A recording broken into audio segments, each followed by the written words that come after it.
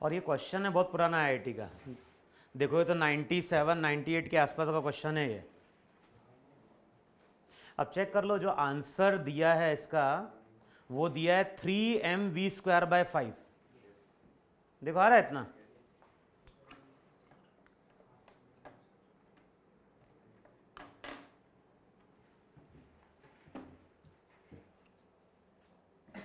आ रहा है ना इतना।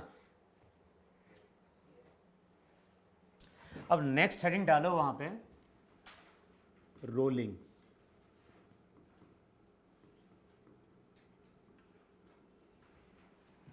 नेक्स्ट लिखो वहां पे रोलिंग, और सबसे पहला पॉइंट लिखो रोलिंग में वहां पे, it is a combination of.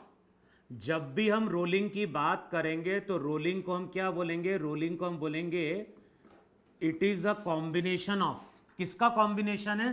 Combination of translational motion,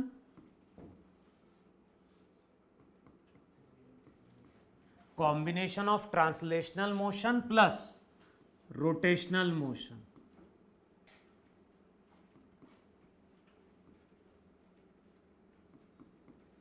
इसका मतलब है कि जब भी हमें रोलिंग का रिजल्ट फाइंड आउट करना है तो इन दोनों रिजल्ट को हम वहां पे क्या कर रहे होंगे, कंबाइन कर रहे होंगे। जैसे मैं अगर बोल रहा हूं यहां पे कि एक व्हील है, यहां पे एक व्हील है, ये व्हील यहां पे इस तरह से क्या कर रहा है, रोल कर रहा है। यहां पे एक व्हील है, व्हील इस तरह से क्या कर रहा है, रोल कर रहा है। तो अच्छा देखो, कुछ टाइम बाद ये व्हील यहां कहीं पहुंचेगा कि नहीं पहुंचेगा, इस तरह से।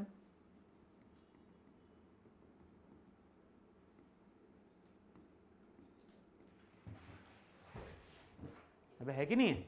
तो जब व्हील रोल करता है, अगर कोई व्हील या कोई भी डिस्क है, ये चीज अगर रोल कर रही है, तो उस केस में देखो सेंटर ऑफ मास कैसे चल रहा है।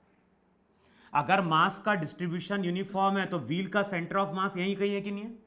तो अगर हम सेंटर ऑफ मास की बात करेंगे, बताओ सेंटर ऑफ मास का पाथ कैसा है? अगर हम सेंटर ऑफ मास की बात कर रहे हैं तो सेंटर ऑफ मास का पाथ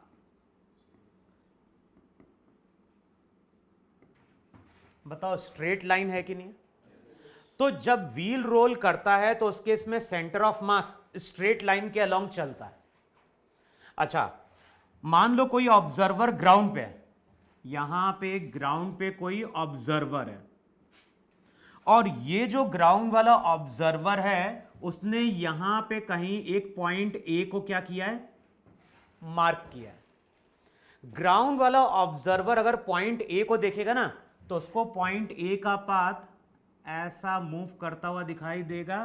कुछ टाइम बाद ऐसी पोजीशन बन सकती है, नहीं बन सकती वहां पे? भाई हमने व्हील पे कोई एक पॉइंट मार्क कर दिया, तो कुछ टाइम बाद वो पॉइंट फिर से हमें ऊपर दिखाई देगा, नहीं दिखाई देगा? तो अगर व्हील का पॉइंट हमने ए ऊपर मार्क किया और कुछ टाइम बाद ए पॉइंट हमें फिर से ऊपर दिखाई देता है, तो उस टाइम फ्रेम में अगर इस पार्टिकल को देखेंगे तो ये पार्टिकल ऐसा चला होगा। बताओ कुछ टाइम बाद ये ग्राउंड को भी टच करेगा, नहीं टच करेगा? और कब टच करेगा? टच करेगा जब व्हील का पॉइंट ए मूव करके नीचे आएगा। फिर जब ये व्हील इस तरह से आगे बढ़ेगा तो पॉइंट ए भी क्या होगा, इस तरह से आगे मूव कर रहा होगा। अब ये जो व्हील का पॉइंट ए है ये किसी कर्व पाथ पे चलता है, और उस कर्व पाथ को हम लोग साइक्लॉइड बोलते हैं। तो सेंटर ऑफ मास किस पाथ पे चल रहा है? Centre of mass straight line के अलोंग चल रहा है। व्हील पे अगर हमने कोई बॉडी को मार्क किया या पार्टिकल को मार्क किया तो उसका पाथ कैसा है, कर्व है, और उस कर्व को हम क्या बोलते हैं, साइक्लॉइड बोलते हैं। लेकिन इमेजिन करो कि एक और ऑब्जर्वर है, और ये ऑब्जर्वर कहां बैठ गया है, सेंटर पे। और ऐसा होता ही नहीं होता है।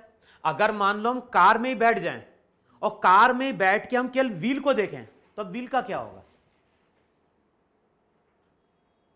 अभी ग्राउंड पे बैठ के देखोगे तो व्हील क्या है, आगे भी जा रहा है और साथ में व्हील क्या कर रहा है, रोटेट भी कर रहा है। लेकिन मैं बोल रहा हूं कि अगर हम कार में ही बैठ जाएं और कार में बैठ के हम व्हील को देखें कार के, तो हमें क्या दिखाई देगा, हमें केवल वो रोटेट करता हुआ दिखाई देगा। तो अगर कोई ऑब्जर्वर है और ये ऑब्जर्वर कहां बैठा है, सेंटर ऑफ मास पे। भाई व्हील के सेंटर का मतलब सेंटर ऑफ मास पे है कि नहीं है?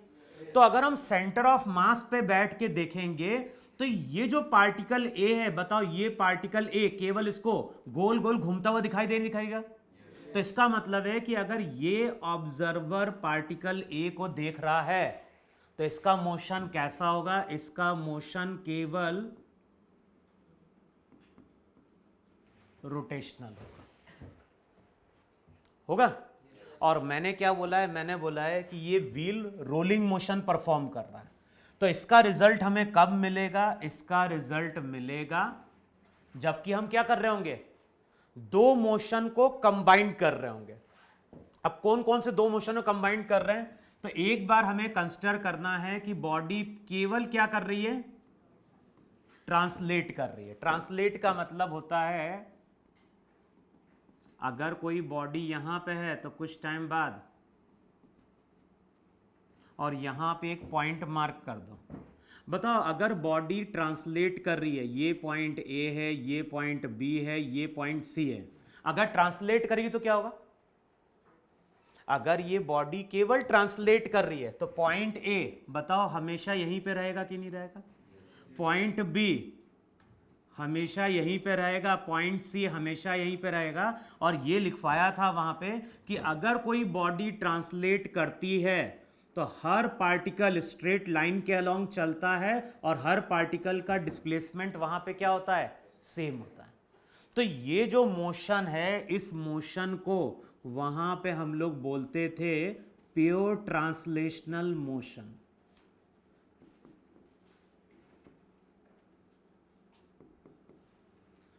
तो जब भी हमें रोलिंग का रिजल्ट ऑब्टेन करना होगा तो एक बार हमें इमेजिन क्या करना है कि बॉडी केवल क्या कर रही है? ट्रांसलेट कर रही है। दूसरी बार हमें क्या इमेजिन करना है? दूसरी बार हमें इमेजिन करना है कि जो भी बॉडी है, ये बॉडी अपनी एक्सिस के अबाउट केवल क्या कर रही है? रोटेट कर रही है।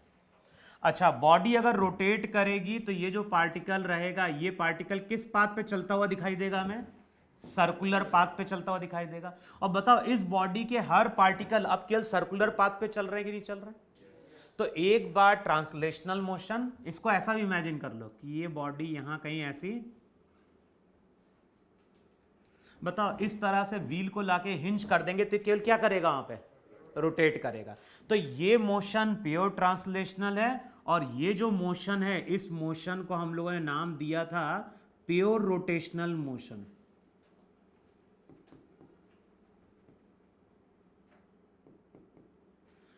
तो रिजल्ट क्या ध्यान रखना है? एक बार प्योर ट्रांसलेशनल मोशन, दूसरी बार इन दोनों के रिजल्ट को कंबाइन कर दो। इन दोनों के रिजल्ट को कंबाइन करोगे तो वहां पे हमें किसका रिजल्ट मिलेगा? वहां पे हमें मिलेगा किसका? रोलिंग का। तो रोलिंग के जब भी न्यूमेरिकल सॉल्व करने हैं, इस तरह से हम दो केस बनाएंगे, दोनों केस की इक्वेशन लिखेंगे और न्यूमेरिकल वहां पे हमारा क्या होगा? सॉल्व हो रहा होगा। इतनी चीज क्लियर हुई कि नहीं क्लियर हुई?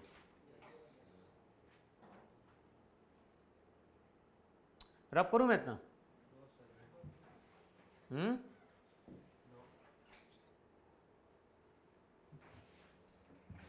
यानी रोलिंग में हो क्या रहा है? रोलिंग का मतलब है centre of mass straight line के अलोंग चल रहा है और साथ में सेंटर ऑफ मास के अबाउट बॉडी क्या कर रही है? रोटेट कर रही है। ग्राउंड वाले को रोटेट करते हुए नहीं दिखाई देगी, रोटेट करते हुए दिखाई देगी उस ऑब्जर्वर को जो कहां बैठा हुआ है? सेंटर ऑफ मास पे बैठा हुआ है। रब करो इतना। अब नेक्स्ट वहां पे लिखो,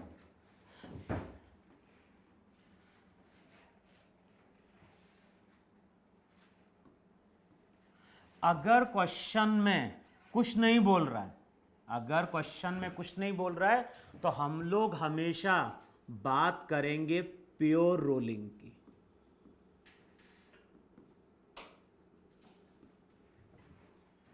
मैंने क्या बोला? क्वेश्चन में अगर कुछ नहीं बोल रहा है तो हमेशा हम किसकी बात कर रहे होंगे? प्योर रोलिंग की बात कर रहे होंगे।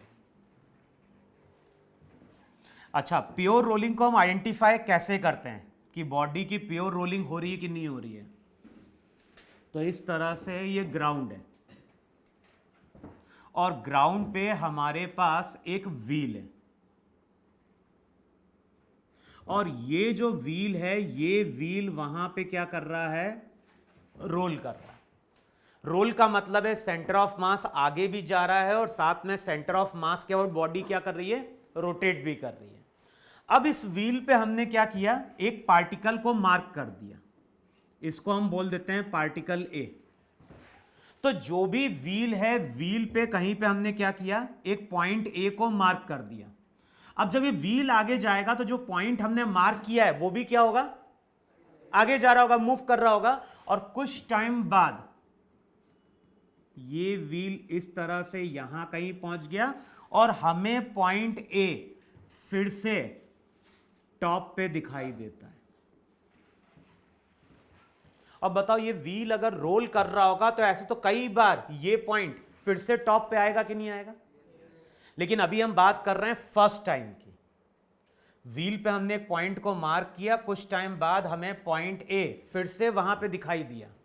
और अगर ऐसा होगा तो हम बोलेंगे कि जो ऑब्जर्वर ग्राउंड पे होगा वो बोलेगा कि व्हील ने फर्स्ट रिवॉल्यूशन क्या किया है, कंप्लीट किया है।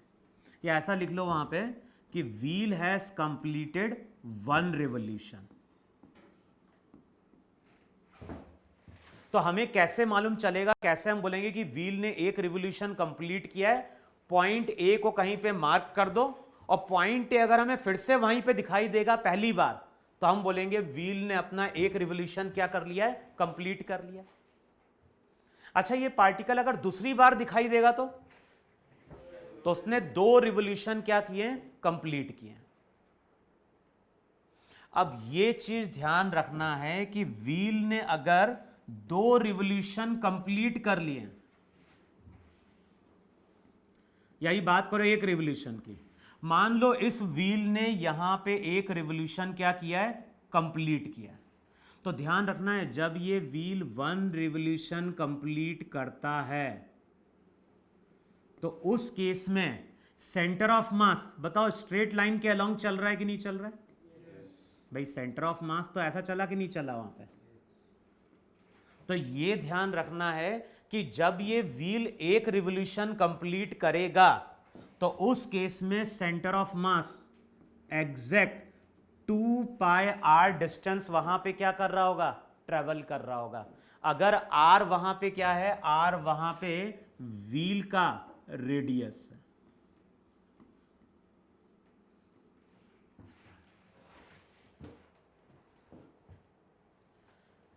तो पहली प्रॉपर्टी क्या निकल के आ रही है प्योर रोलिंग की, पहली प्रॉपर्टी क्या निकल के आई प्योर रोलिंग की, कि अगर वन रिवॉल्यूशन की बात करेंगे तो वन रिवॉल्यूशन में सेंटर ऑफ मास जो डिस्टेंस ट्रेवल करेगा वो 2 पाई आर के बराबर होगा कि नहीं होगा वहां पे। और कोई जरूरी नहीं कि ऐसा हमेशा होगा। अगर मान लो व्हील ने एक रिवॉल्यूशन कंप्लीट किया है, मान लो व्हील ने एक रिवॉल्यूशन कंप्लीट किया है और सेंटर ऑफ मास जो डिस्टेंस ट्रेवल कर रहा है वो लेस देन 2 पाई आर है, ऐसा हो सकता है।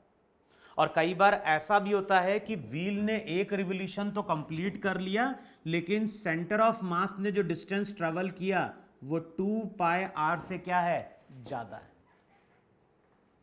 वैसे हमने क्या बोला है, प्योर रोलिंग में जब भी एक रिवॉल्यूशन कंप्लीट होगा सेंटर ऑफ मास हमेशा कितना आगे बढ़ेगा, 2 पाई आर। लेकिन अगर 2 पाई आर नहीं बढ़ा, अगर 2 पाई आर नहीं बढ़ा तो वो जो केस होता है वो केस होता है रोलिंग विथ स्लिपिंग का। तो यहां पे हम क्या बोलेंगे, यहां पे हम बोलेंगे कि व्हील की हो रही है रोलिंग विथ स्लिपिंग। अच्छा बताओ ऐसा कौन सा केस होगा जहां पे ऐसा होता है। देखो अगर मान लो वाटर लॉक्ड एरिया है, मान लो कीचड़ में कोई गाड़ी खड़ी हुई है या फिर सैंड में कोई गाड़ी खड़ी हुई है, और बताओ कीचड़ में अगर हम गाड़ी को स्टार्ट करते हैं तो क्या होता है, जैसे ही हम एक्सीलेटर प्रेस करते हैं तो कार का व्हील जो रहता है वो एक रिवोल्यूशन तो कंप्लीट कर जाता है, लेकिन कार उतना आगे बढ़ पाती है क्या? नहीं। तो वहां पे क्या होता है, 1 रिवोल्यूशन में जो डिस्टेंस ट्रेवल्ड होता है वो 2 पाई आर से क्या होता है, कम होता है। अच्छा, ऐसा कब होता है? ऐसा होता है कि मान लो कोई चीज रोल करते हुए आ रही है और रोड हमारी कैसी है, वेट है। गीली रोड पे हमने सडनली क्या किया, ब्रेक लगा दिया। किसी की बात करो, कार की, साइकिल की, टू व्हीलर की, मान लो कोई चीज व्हील है, साइकिल का व्हील रोल करता हुआ आ रहा है, हमने सडनली ब्रेक लगाया और ब्रेक लगाया और रोड जो थी, रोड हमारी क्या थी, वेट थी। तो अब क्या होगा, जैसे ही ब्रेक लगता है तो ओमेगा तो स्लो हो जाता है कि नहीं हो जाता है? भाई साइकिल की बात करते हैं तो ब्रेक कहां लगते हैं, ब्रेक उसके स्टील की रिम पे लगते ही नहीं लगते हैं वहां पे। और वो क्या करता है, फ्रिक्शन के कारण वहां पे टॉर्क क्रिएट करता है और टॉर्क के कारण ओमेगा क्या होता है, कम हो जाता है। वहां पे बहुत ज्यादा फ्रिक्शन होगा तो उसी टाइम पे रुकता भी है वहां पे। तो अब होता क्या है, जब व्हील पे, जब साइकिल के व्हील पे हम सडनली ब्रेक लगाते हैं और रोड वेट होती है तो उस केस में क्या होता है, उस केस में जो व्हील रहता है उसका मूवमेंट तो बहुत स्लो हो जाएगा, लेकिन जब तक एक रिवोल्यूशन कंप्लीट होगा जो डिस्टेंस ट्रेवल्ड बाय साइकिल होगा वो ग्रेटर देन वहां पे क्या होगा, 2 पाई आर होगा। अब जब ग्रेटर देन 2 पाई आर होता है तो इसको बोलते हैं रोलिंग विद फॉरवर्ड स्लिपिंग, और लेस देन 2 पाई आर होता है तो इसको हम बोलते हैं रोलिंग विद बैकवर्ड स्लिपिंग। तो उसकी हम बाद में बात करेंगे कि रोलिंग विद बैकवर्ड स्लिपिंग क्या होता है, रोलिंग विद फॉरवर्ड स्लिपिंग क्या होता है। अभी केवल ये ध्यान रखना है कि अगर हम प्योर रोलिंग की बात कर रहे हैं तो 1 कंप्लीट रिवोल्यूशन में सेंटर ऑफ मास हमेशा 2 पाई आर डिस्टेंस क्या करेगा, ट्रेवल करेगा।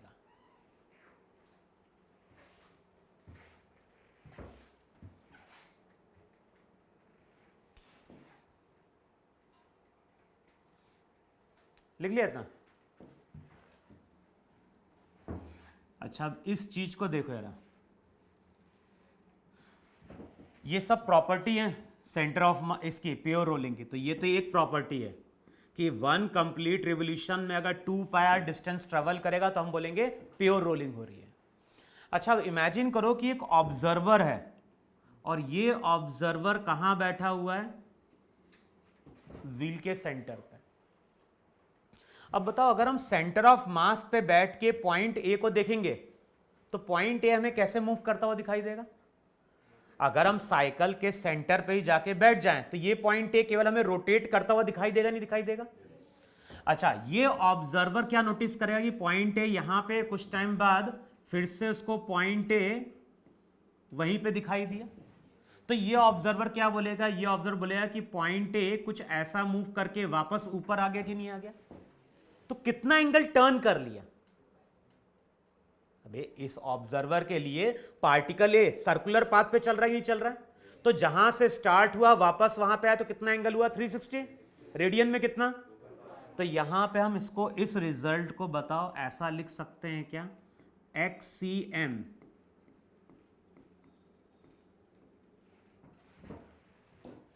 अब ये जो XCM है, इस XCM को हम क्या बोल रहे हैं, इस XCM को हम बोल रहे हैं डिस्टेंस ट्रैवल्ड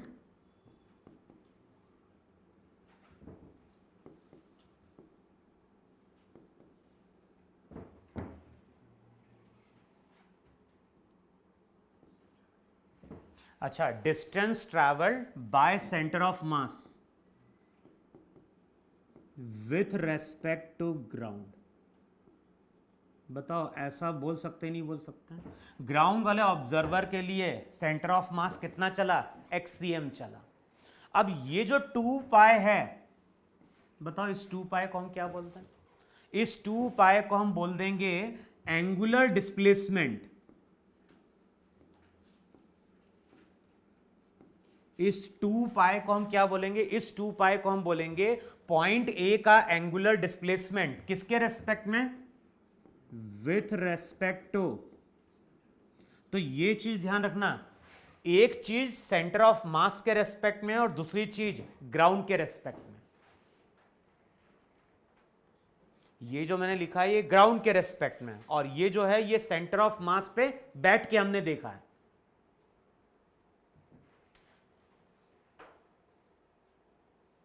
लिखा है ना? अच्छा फिर से यहीं पे चेंज करो, मान लो इसको पॉइंट ए, जैसे जो ऑब्जर्वर है, ये ऑब्जर्वर बैठा हुआ है कहां पे, व्हील के सेंटर पे। मान लो इस ऑब्जर्वर को पॉइंट ए यहां पे था, कुछ टाइम बाद इसको पॉइंट ए यहां कहीं दिखाई देता है। ऐसा भी हो सकता है, नहीं हो सकता? भाई जो सेंटर ऑफ मास पे ऑब्जर्वर बैठा था उसको पॉइंट ए पहले यहां कहीं दिखाई दिया, कुछ टाइम बाद पॉइंट ए कहां पहुंच गया, नीचे पहुंच गया। तो अब बताओ जो observer centre of mass frame पे बैठा है तो बोलेगा वो कि पार्टिकल ए ने कितना एंगल टर्न किया, पाई टर्न किया। अच्छा, वन कंप्लीट रिवोल्यूशन में अगर ये 2 पाई आर डिस्टेंस ट्रेवल करता है तो ये इसका हाफ रिवोल्यूशन हुआ कि नहीं हुआ? पॉइंट ए यहां पे था, कुछ टाइम बाद पॉइंट ए यहां दिखाई दिया, तो हाफ रिवोल्यूशन है। और हाफ रिवोल्यूशन में सेंटर ऑफ मास जो डिस्टेंस ट्रेवल करेगा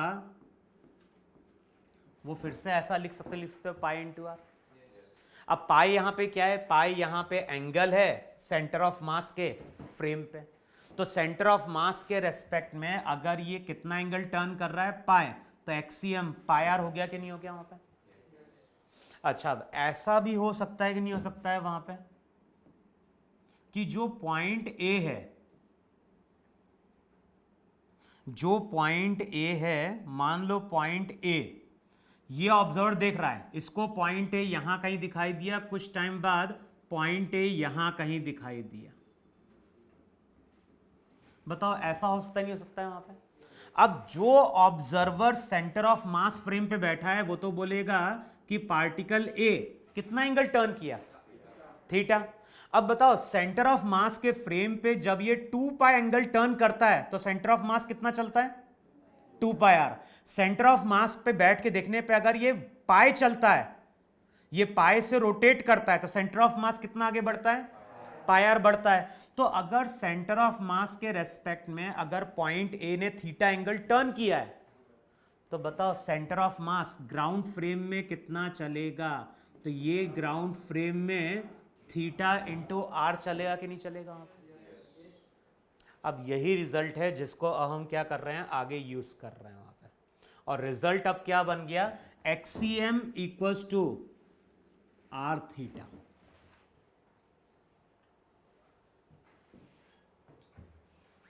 बस तुम्हें यह ध्यान रखना है कि दोनों अलग अलग फ्रेम पे, एक्सीएम ग्राउंड फ्रेम पे और थीटा क्या है, थीटा है जब हम सेंटर ऑफ मास पे बैठ गए थे तो हमें वो थीटा से रोटेट करता हुआ दिखाई दिया था।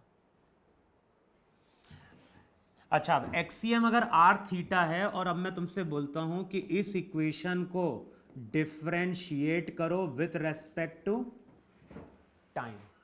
अब टाइम के साथ अगर डिफरेंशिएट करोगे तो ये हो जाएगा dx बाय dt किसके बराबर, r d theta by dt। देखो इतना आ रहा है कि नहीं आ रहा वहां पे?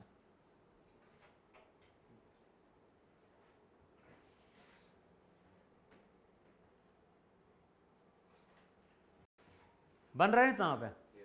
अच्छा, अब ये बताओ dx बाय dt ये सेंटर ऑफ मास की वेलोसिटी है कि नहीं है वहां पे, equals to R D theta by D T. बताओ ओमेगा होता ही नहीं होता है? थीटा अगर एंगुलर डिस्प्लेसमेंट है तो D theta by D T वहां पे क्या होगी, एंगुलर वेलोसिटी होगी। बस केवल ये डिफरेंस याद रखना है कि ये जो VCM है, ये VCM with respect to ground. और ओमेगा की अगर बात कर रहे हैं तो ये ओमेगा किसके रेस्पेक्ट में, ये ओमेगा है with respect to centre of mass. तो नेक्स्ट रिजल्ट क्या निकल के आ रहा है, पहली प्रॉपर्टी मैंने क्या लिखवाई थी कि वन कंप्लीट रिवोल्यूशन में सेंटर ऑफ मास कितना चलता है, 2 पाई आर। नेक्स्ट रिजल्ट क्या निकल के आ रहा है, सेंटर ऑफ मास की जो लीनियर वेलोसिटी है वो आर ओमेगा के बराबर है। ओमेगा किसके अबाउट है? तो यहां पे डायग्राम में ऐसा बोल सकते हैं कि ये अगर VCM है और ये तुम्हारा वहां पे क्या है, ओमेगा है। भाई जब कोई बॉडी रोल करेगी तो सेंटर ऑफ मास के पास लीनियर वेलोसिटी होगी, साथ में सेंटर ऑफ मास के अबाउट एंगुलर वेलोसिटी होगी। तो यही रिलेशन बनेगा कि नहीं बनेगा? रिलेशन बन जाएगा वहां पे VCM इक्वल्स टू, तो ये रिजल्ट कब एप्लीकेबल होगा? जब हम किसकी बात कर रहे होंगे? प्योर रोलिंग की। अच्छा, अब इसको और डिफरेंशिएट करेगा। इसको अगर मैं अब डिफरेंशिएट करने जाऊंगा फिर से टाइम के साथ, तो dVCM/dt किसके बराबर? R d ओमेगा बाय, अब dV/dt क्या देगा वहां पे? dV/dt देगा सेंटर ऑफ मास का एक्सेलरेशन R, और d ओमेगा/dt अल्फा है कि नहीं है वहां पे? तो VCM equals to R omega, ACM equals to क्या हो गया? R alpha. और ACM वहां पे क्या है? सेंटर ऑफ मास का acceleration with respect to ground, और जब हम अल्फा की बात करेंगे तो अल्फा हो जाएगा with respect to centre of mass. तो नेक्स्ट जो प्रॉपर्टी निकल के आ रही है वो क्या निकल के आ रही है? ACM equals to R alpha. ये फॉर्मूला अब तुम्हारा यहां पे क्या होगा? एप्लीकेबल हो जाएगा।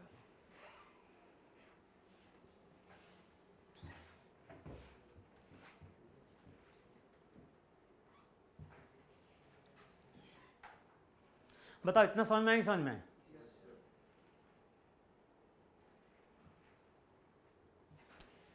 फिर देखो यार,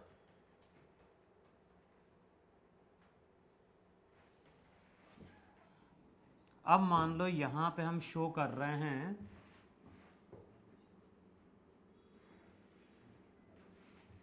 ग्राउंड। इस ग्राउंड पे एक व्हील है और ये व्हील वहां पे क्या कर रहा है? रोल कर रहा है। अगर रोल कर रहा होगा तो सेंटर ऑफ मास की कुछ वेलोसिटी होगी कि नहीं होगी? और साथ में सेंटर ऑफ मास के अबाउट क्या होगी? एंगुलर वेलोसिटी होगी। अब हमने अभी यहां पे रिजल्ट क्या प्रूव किया है? अभी हमने यहां पे रिजल्ट प्रूव किया है कि VCM किसके बराबर है? R ओमेगा के बराबर। बताओ, ये रिजल्ट हमने प्रूव कर दिया नहीं प्रूव कर दिया वहां पे? अब मैंने क्या बोला है? मैंने बोला है ये रिजल्ट कैसे मिलेगा। तो अब ये रिजल्ट कैसे मिला होगा? ये रिजल्ट मिला होगा जब एक बार हमने क्या कंसीडर किया होगा? केवल ट्रांसलेशनल मोशन। तो ये व्हील है,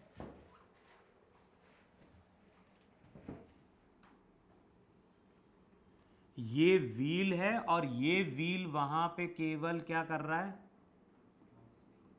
ट्रांसलेट कर रहा है। ट्रांसलेट करेगा, ये अगर पॉइंट ए है तो यहां पे पॉइंट ए रहेगा, यहां पे पॉइंट बी, तो पॉइंट बी यहां पे पॉइंट सी। तो इस तरह से डायग्राम है कि नहीं है? कोई बॉडी अगर ट्रांसलेट करेगी तो इस बॉडी का हर पार्टिकल स्ट्रेट लाइन के अलोंग चल रहा है कि नहीं चल रहा है?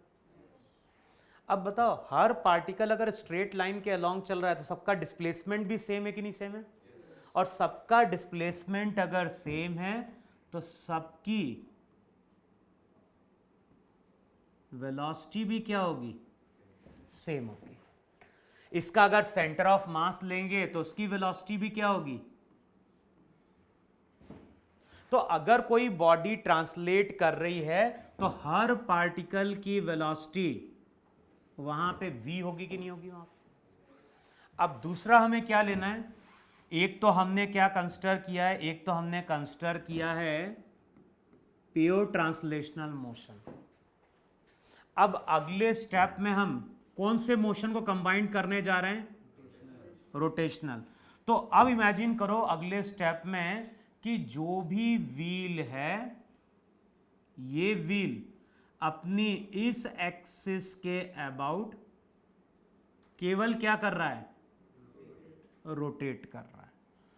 कितने से रोटेट कर रहा है? सेंटर ऑफ मास के फ्रेम में ओमेगा से।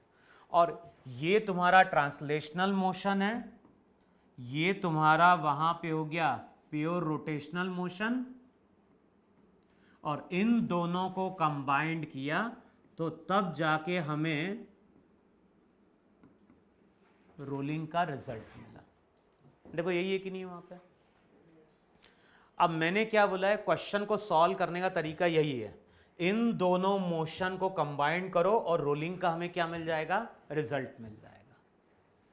अब देखो सबसे पहला पॉइंट देखो यार, बताओ यहां पे सेंटर ऑफ मास की वेलोसिटी कितनी है, v। यहां पे कितनी है सेंटर ऑफ मास की वेलोसिटी, यहां पे सेंटर ऑफ मास की वेलोसिटी कितनी है, vcm। समझ में, एक बार ये रिजल्ट लिया, दूसरी बार ये रिजल्ट लिया, दोनों को कंबाइन किया तो हमें रोलिंग का रिजल्ट मिला कि नहीं मिला।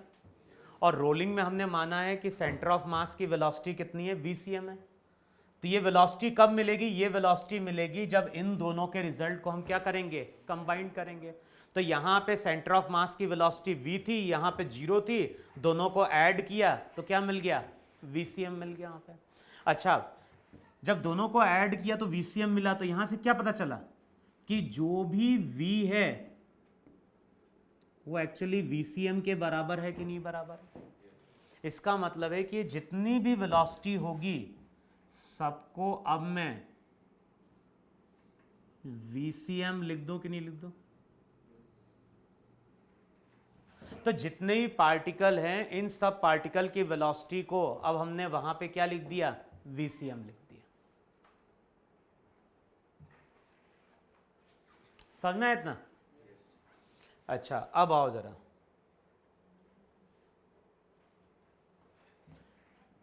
इस पॉइंट को देखो जरा, किसी टाइम पे हम देख रहे हैं व्हील के टॉप मोस्ट पॉइंट को। अब इस पॉइंट की जो वेलोसिटी रहेगी वो अगेन इन दोनों रिजल्ट का कॉम्बिनेशन है कि नहीं। अब चेक करो जरा, अगर ये पॉइंट केवल ट्रांसलेट करता तो क्या होता, अभी ये पॉइंट केवल ट्रांसलेट करता तो इसकी वेलोसिटी इस डायरेक्शन में vcm होती कि नहीं होती। अच्छा, ये बॉडी केवल रोटेट कर रही होती तो इस पॉइंट की वेलोसिटी इस डायरेक्शन में r ओमेगा होती कि नहीं होती। बताओ दोनों वेक्टर का डायरेक्शन सेम है कि नहीं सेम है। दोनों वेक्टर का डायरेक्शन सेम है तो ये दोनों क्या होंगे, तो इसका मतलब है कि पॉइंट ए की वेलोसिटी क्या होगी, पॉइंट ए की velocity vcm plus r omega होगी कि नहीं होगी वहां पे। ये r स्मॉल कर देना वहां पे।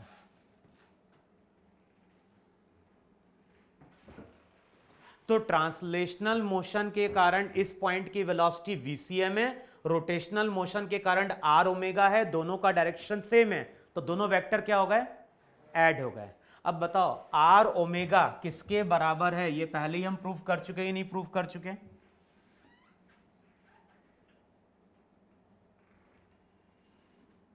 अभी ये पहले ही प्रूव कर दिया नहीं प्रूव कर दिया कि vcm किसके बराबर होता है, r ओमेगा के। तो इस r ओमेगा की जगह क्या पुट कर सकते हैं, तो इस r ओमेगा की जगह vcm पुट करोगे तो ये रिजल्ट ध्यान रखना है कि जब भी कोई बॉडी रोल करेगी तो सेंटर ऑफ मास की वेलोसिटी अगर vcm है तो जो टॉप मोस्ट पॉइंट रहता है उसकी वेलोसिटी 2vcm होती है। समझ में, रिजल्ट को ऑब्टेन करने का तरीका यही है, दोनों के रिजल्ट को क्या करो, कंबाइन कर दो। अच्छा अब यहां पे एक पॉइंट लो जरा, यहां पे एक पॉइंट लो जरा, इस पॉइंट को देखो जरा, बताओ किसी टाइम पे ये पॉइंट सेंटर ऑफ मास के सामने के नहीं सामने। अच्छा, ट्रांसलेशनल मोशन अगर कंसीडर करोगे, अगर ट्रांसलेशनल मोशन कंसीडर करोगे तो इस पॉइंट की वेलोसिटी आगे की ओर होगी कि नहीं होगी। भाई एक बार इमेजिन करना है कि ये बॉडी ट्रांसलेट कर रही है, तो ट्रांसलेट करी तो इस पॉइंट की वेलोसिटी क्या होगी, vcm होगी। दूसरी बार इमेजिन करना है कि ये बॉडी केवल क्या कर रही है, अब बताओ ये रोटेट करेगी तो इस पॉइंट की वेलोसिटी आर ओमेगा नीचे की ओर होगी कि नहीं होगी वहां पर? अब बताओ दोनों वेक्टर के बीच में एंगल कितना है, 90 डिग्री, और हमें मालूम है कि आर ओमेगा किसके बराबर है, तो बेसिकली ये VCM है कि नहीं। अब बताओ दोनों वेक्टर का अगर मैग्नीट्यूड सेम होगा तो रिजल्टेंट 45 डिग्री पे जाएगा कि नहीं जाएगा, और वो कितना होगा, वो हो जाएगा। तो अगर हमने यहां पे कोई पॉइंट B मार्क किया है तो ध्यान रखना कि जो पॉइंट B होगा उसकी वेलोसिटी यहां पे कितनी होगी, √2 टाइम्स VCM होगी। तो जब भी हमें किसी पॉइंट की वेलोसिटी कैलकुलेट करनी है प्योर रोलिंग के केस में, तो इन्हीं दोनों रिजल्ट को हम वहां पे क्या कर रहे होंगे, कंबाइन कर रहे होंगे। अच्छा, अब और लोअर मोस्ट पॉइंट को देखो यार, हम इस पॉइंट की बात कर रहे हैं, यहां पे एक पॉइंट मान लो D है। भाई कभी ना कभी तो कोई पॉइंट ग्राउंड को टच करेगा ही नहीं टच करेगा। अच्छा, D पॉइंट को अगर देखोगे तो बताओ जब ट्रांसलेशनल मोशन कंसिडर करोगे, D पॉइंट की बात कर रहे हैं, तो जब ट्रांसलेशनल मोशन कंसिडर करोगे तो ये पॉइंट कहां जा रहा होगा, आगे की ओर जा रहा होगा। अगली स्टेप में क्या इमेजिन करना है, केवल रोटेशनल मोशन होगा तो इस पॉइंट की वेलोसिटी आर ओमेगा पीछे की ओर होगी कि नहीं होगी वहां। अबे ट्रांसलेशनल मोशन के कारण VCM आगे की ओर, रोटेशनल के कारण आर ओमेगा पीछे की ओर, दोनों के बीच में एंगल कितना, 180, और दोनों के बीच में एंगल 180 है। और इससे पहले हम प्रूफ कर चुके हैं कि आर ओमेगा VCM के क्या होता है, बराबर होता है। तो ये आर ओमेगा बेसिकली VCM है कि नहीं, तो ये टर्म और ये टर्म वहां पे क्या हो गई, कैंसिल आउट हो गई, और यहां से नेक्स्ट प्रॉपर्टी निकल के आती है। नेक्स्ट प्रॉपर्टी क्या निकल के आती है, अगर कोई ऑब्जेक्ट प्योर रोलिंग परफॉर्म कर रहा है, अगर कोई ऑब्जेक्ट प्योर रोलिंग परफॉर्म कर रहा है तो जो भी लोअर मोस्ट पॉइंट रहेगा वो रहेगा एट रेस्ट।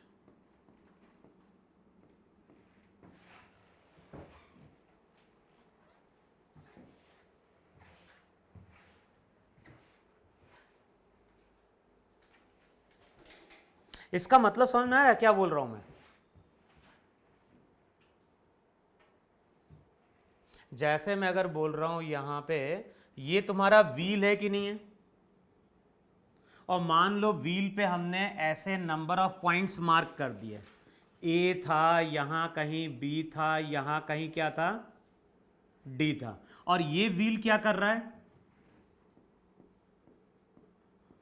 बताओ अगर ये व्हील रोल कर रहा होगा तो हमेशा पॉइंट A टॉप पे रहेगा क्या, नहीं।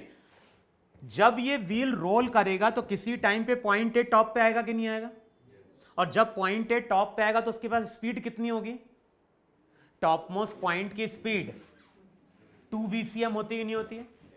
फिर ड्यूरिंग इट्स मोशन किसी टाइम पे पॉइंट A B की जगह लगेगा नहीं लेगा, और जैसे ये B की जगह लेगा तो उसकी स्पीड कितनी हो जाएगी, √2 VCM। फिर कुछ टाइम बाद क्या होगा, कुछ टाइम बाद ये व्हील रोल करता हुआ आगे जाएगा और पॉइंट A D की जगह लेगा नहीं लेगा। तो जैसे ही पॉइंट A किसको टच करेगा, ग्राउंड को, उसकी स्पीड क्या हो जाएगी, 0। जैसे मैं अगर बोल रहा हूं कि ये पॉइंट A, तो यहां पे स्पीड ज्यादा है, जैसे ही नीचे जाएगा तो उसकी स्पीड क्या होगी, और जिस टाइम पे ये सरफेस को टच करेगा, तो ये देखो ऐसे टच नहीं करेगा, ऐसे टच कर गया तो क्या हो गया, स्लिपिंग हो गई, ऐसे टच कर गया, जिस टाइम पे पॉइंट A टच करेगा वो कैसा होगा, रेस्ट में होगा। उसके बाद क्या होगा, उसके बाद फिर पॉइंट A फिर से ऐसे ऊपर की ओर जाएगा। तो इसका मतलब है कि जब पॉइंट A नीचे की ओर आ रहा होगा तो उसकी स्पीड क्या हो रही है, कम हो रही है, और जब ऊपर जा रहा है तो बढ़ रही है। और यही रीजन होता है, अगर मान लो साइकिल का एक व्हील लें तो ऑब्जर्व करना है, साइकिल के व्हील में इस तरह से स्पोक्स होते हैं कि नहीं होते हैं, और ये इक्वली स्पेस्ड होते ही नहीं होते हैं, कितने भी रहेंगे इस तरह से इक्वली स्पेस्ड रहते हैं वहां पे। लेकिन देखो होता क्या है, अगर ये कोई साइकिल है और कोई साइकिल रोल करते हुए जा रही है, कोई साइकिल रोल करते हुए जा रही है और इस व्हील का हम क्या कर रहे हैं, फोटो क्लिक कर रहे हैं, लेकिन एक नॉर्मल कैमरे से हम कर पाएंगे क्या? तो ब्लर हो जाएगा ना, उसके लिए कैमरा भी क्या होना चाहिए? क्या एडवांस? एडवांस का मतलब क्या होता है? तो डीएसएलआर में कैप्चर हो जाएगा वो चीज, उसके कुछ फ्रेम रेट होंगे ना, उसकी कुछ सेटिंग होगी कि भाई 1 सेकंड में इतने फ्रेम वो कैप्चर करना चाहिए। तो होता क्या है, अगर मान लो कोई साइकिल है और साइकिल रोल करते हुए जा रही है और किसी इंस्टेंट पे अगर हमने हाई डेफिनेशन कैमरे से व्हील की फोटो ली, तो जब व्हील की फोटो लोगे, वैसे फैन में कितनी ब्लेड्स होती हैं? नॉर्मल में 3 दिखती नहीं दिखती हैं, और जब स्पीड बढ़ाते हैं तो अबे जब क्या देखा नहीं कभी फैन चलते हुए तूने? अबे जब बहुत स्पीड चलता है, चलता है बहुत सारी ब्लेड्स हैं, लेकिन एक्चुअली कितनी ब्लेड्स हैं? वो 3 ही हैं। लेकिन जब हम व्हील रोल करता है और व्हील की हम फोटो खींचते हैं, तो होता क्या है, यहां पे स्पेसिंग ज्यादा दिखाई देगी तुम्हें और यहां पे स्पेसिंग कम दिखाई देगी। जैसे फैन में भी क्या हो रहा है, स्पेसिंग हमें इक्वली दिखाई देती नहीं दिखाई देती है, लेकिन यहां पे स्पेसिंग जो रहेगी वो नीचे ज्यादा दिखाई देगी, ऊपर कम दिखाई देगी। अब ऐसा क्यों? क्योंकि नीचे वाले की स्पीड कम है, तो स्पीड कम है तो हमें डिस्टेंस ज्यादा दिखेगा, और ऊपर वाले की स्पीड क्या है?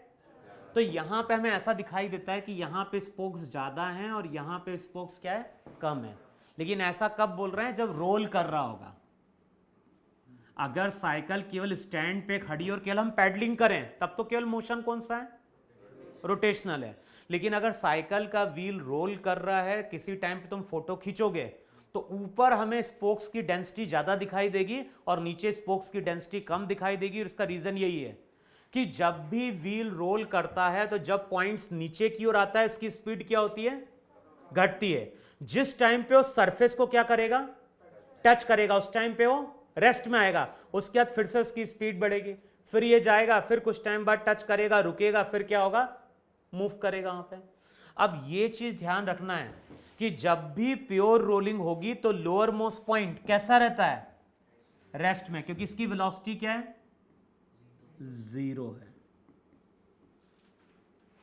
अच्छा, इसमें आगे लिखो, लोअर मोस्ट पॉइंट रेस्ट में रहता है। किसके रेस्पेक्ट में? At rest with respect to surface, with respect to surface on which it is performing pure rolling.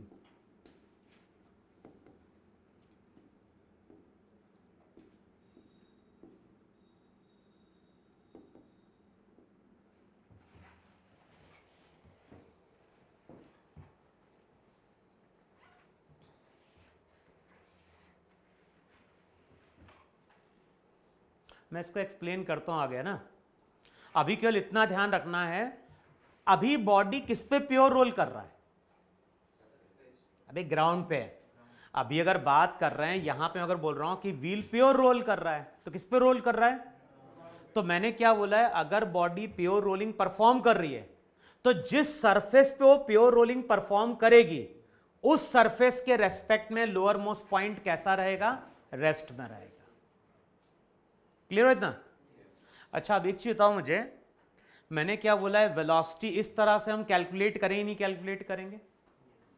अब वेलोसिटी को डिफरेंशिएट करो तो क्या मिलेगा? तो अगर हम एक्सेलरेशन की बात करें, देखो मैं फिर से डायग्राम ड्रॉ करता हूं एक जरा।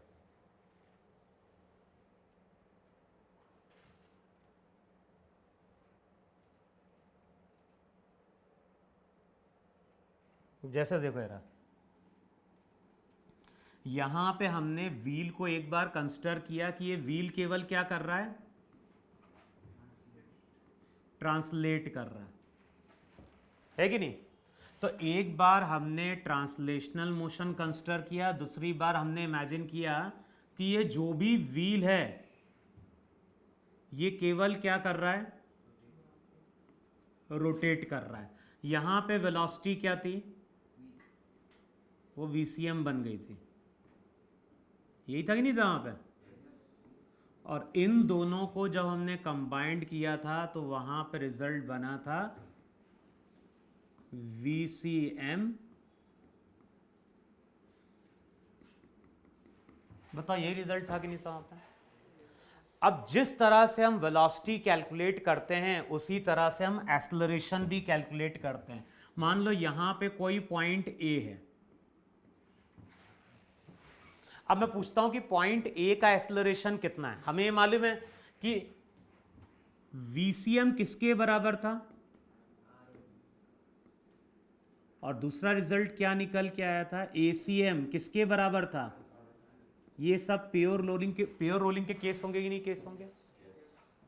अल्फा किसके अबाउट होगा, और यहां पे एक्सेलरेशन हर पार्टिकल का क्या होगा भाई। जब ट्रांसलेशनल मोशन कंसिडर करोगे तो डीवी को वी को डिफरेंशिएट करने पे ए आएगा कि नहीं आएगा भाई। अब अगर कोई तुमसे पूछता है कि पॉइंट ए का एक्सेलरेशन कितना है तो देखो कैसे कैलकुलेट करेंगे। एक बार हम कंसिडर करेंगे ट्रांसलेशनल मोशन, तो ट्रांसलेशनल मोशन के कारण तो केवल ACM पॉसिबल है कि नहीं पॉसिबल है। अब दूसरी बार इमेजिन करो कि कोई बॉडी रोटेट कर रही है। बताओ अगर कोई बॉडी यहां पे रोटेट कर रही है तो इसके कितने एक्सेलरेशन पॉसिबल हैं। एक तो टेंजेंशियल एक्सेलरेशन पॉसिबल है आर अल्फा, अब एक टेंजेंशियल एक्सेलरेशन पॉसिबल है ना आर अल्फा, और दूसरा सेंट्रीपिटल पॉसिबल है कि नहीं पॉसिबल है आर ओमेगा स्क्वायर। अब एक बार ट्रांसलेशनल मोशन और एक बार रोटेशनल, तो अगर मुझे पॉइंट ए को देखना है तो इस डायरेक्शन में एक तो आर अल्फा आएगा और साथ में इस डायरेक्शन में, तो बताओ इस पॉइंट का जो एक्सेलरेशन होगा उसको मैं लिख सकता हूं क्या कि under root of ACM plus R alpha का स्क्वायर प्लस, बताओ ऐसा लिख सकते हैं भाई। इन दोनों वेक्टर के बीच में एंगल 0 डिग्री, तो दोनों ऐड हो गए, और आर ओमेगा स्क्वायर के साथ कितने एंगल पे 90 डिग्री पे वहां पे। तो अगर मुझे किसी पॉइंट का एक्सेलरेशन कैलकुलेट करना है तो इसी तरह से एक्सेलरेशन हम क्या करेंगे कैलकुलेट करेंगे, और कोई जरूरी नहीं कि आर अल्फा होगा। अब वो ये पॉसिबिलिटी की बात कर रहे हैं कि टोटल एक्सेलरेशन इतना बन सकता है। अब क्या होगा एक्सेलरेशन वो तो डिपेंड कर रहा होगा क्वेश्चन में डाटा क्या दिया हुआ है।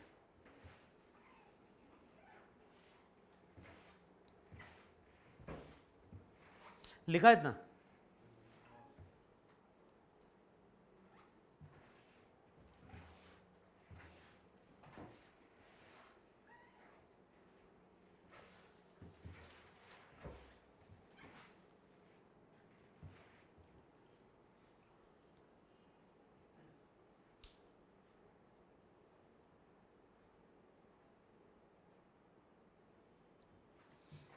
अच्छा बताओ अगर मान लो यहां पे कोई पॉइंट होता तो बताओ इसके कितने एक्सेलरेशन हो सकते थे।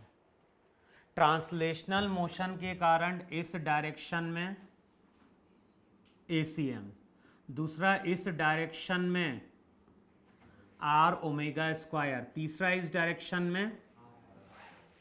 अब क्या लिखते हैं इक्वेशन, अब अगर इसका मुझे एक्सेलरेशन कैलकुलेट करना होता तो ये लिखा जाता ACM plus R omega square का whole square plus R square alpha square. देखो है कि नहीं है वहां पे। तो ये जो एंगल आएगा 90 डिग्री पे है कि नहीं वहां पे।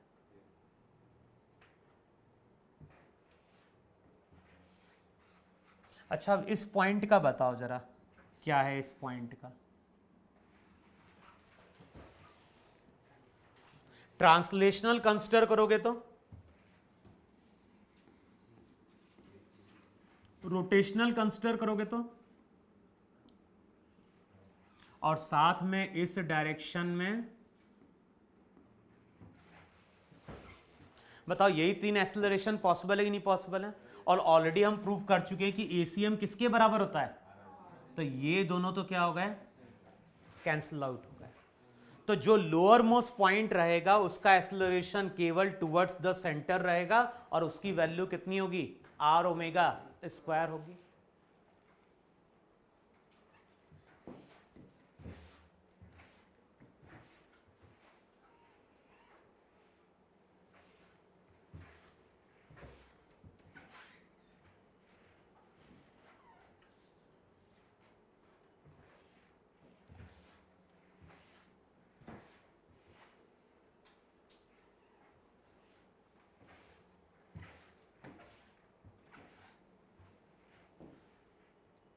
लिखा इतना? अब दो कैलकुलेट करके देखो जरा, क्वेश्चन लिखो जरा जहां पे हम इसी प्रॉपर्टी को यूज करने जा रहे हैं वहां पे। और क्वेश्चन में क्या बोल रहा है, यहां पे एक बॉडी है और ये बॉडी प्योर रोलिंग परफॉर्म कर रही है। अच्छा ये भी ध्यान है ना, क्वेश्चन में अगर केवल वर्ड यूज करेंगे ना रोलिंग, कुछ नहीं बोल रहा है। अगर क्वेश्चन में कभी बोलता है कि अ व्हील इज रोलिंग, अगर उसने रोलिंग बोला है, कुछ नहीं बोल रहा है, तो हम उसको प्योर ही पकड़ के चलते हैं। तो क्वेश्चन में बोल रहा है कि व्हील रोल कर रहा है, इसका मतलब हम प्योर रोलिंग पकड़ेंगे वहां पे। अब ये व्हील प्योर रोल कर रहा है तो इसकी सेंटर ऑफ मास की कुछ वेलोसिटी होगी, साथ में ये रोटेट भी कर रहा है। अब VCM जो है, VCM दिया है वहां पे 3 मीटर पर सेकेंड, रेडियस जो दिया है, रेडियस दिया है 300 mm। तो R वहां पे व्हील का रेडियस है, व्हील का रेडियस 300 mm, VCM कितना, 3 मीटर पर सेकेंड। अब जब ये व्हील रोल कर रहा है तो यहां पे एक पार्टिकल है,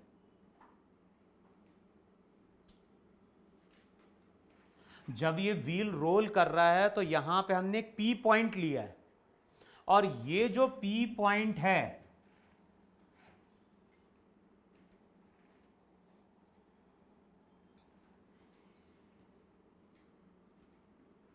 ये जो P पॉइंट है, ये P पॉइंट किसी एंगल पे है।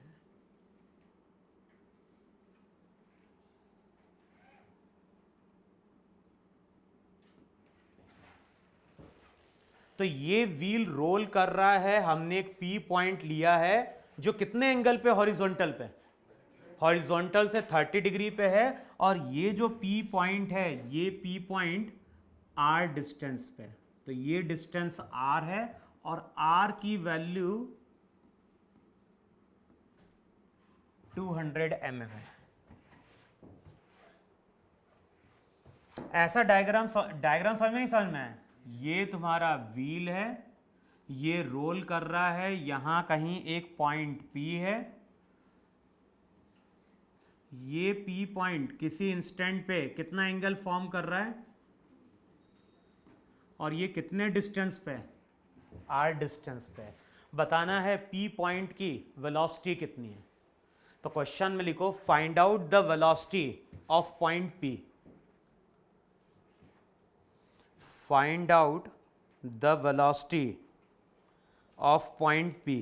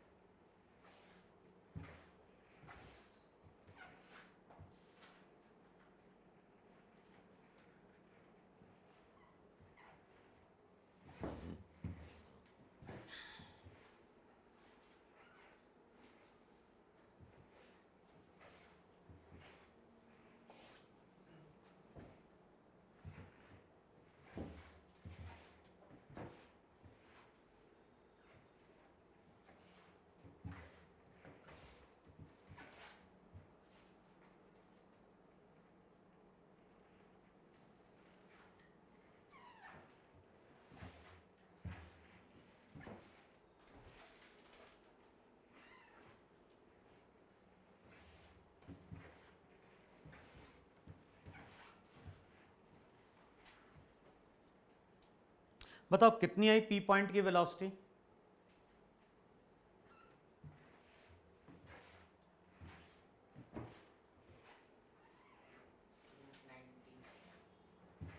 रूट, देखो चेक करो इतनी आ रही क्या? रूट 19।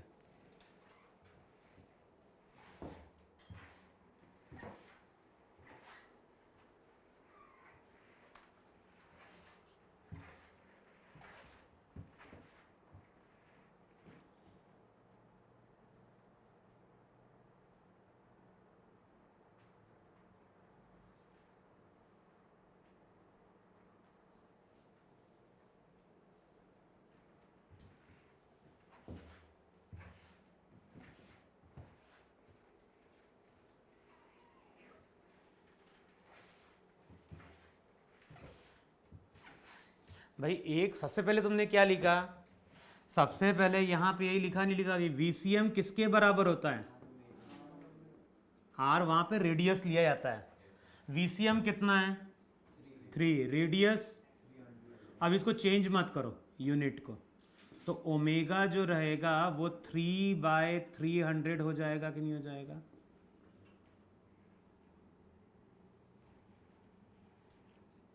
बताओ ये ओमेगा आ गया कि नहीं आ गया?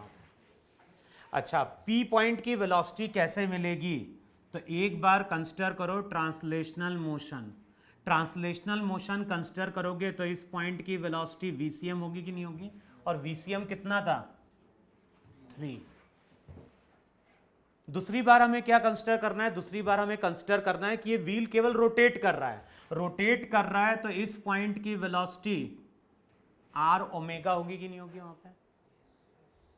अब आर क्या लेंगे? उस पॉइंट का रेडियस लेंगे। अब रेडियस कितना दिया है? 200। बताइए मिलीमीटर मिलीमीटर क्या होगा? कैंसिल आउट हो गया कि नहीं कैंसिल आउट हो गया? तो फिर से वहां पे ये मीटर पर सेकंड बन गया कि नहीं बन गया? तो ये हो गया 2 मीटर पर सेकंड, ये हो गया 3 मीटर पर सेकंड। अब बताओ ये एंगल कितना है वहां पे? ये 30, तो ये भी कितना? 30। ये परपेंडिकुलर है तो ये एंगल 60 है कि नहीं? तो P पॉइंट जो रहेगा उस पॉइंट की वेलोसिटी कब मिलेगी? जब इन दोनों वेक्टर को हम ऐड करेंगे। तो क्या होगा वहां पे? A का स्क्वायर प्लस B का स्क्वायर प्लस क्या होगा? 2AB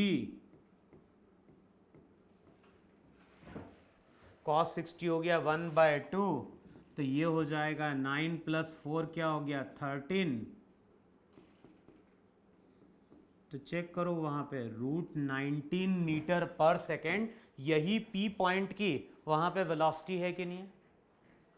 तो अगर पी पॉइंट की वेलोसिटी कैलकुलेट करनी है तो वो हो जाएगी वहां पे रूट 19 मीटर पर सेकेंड।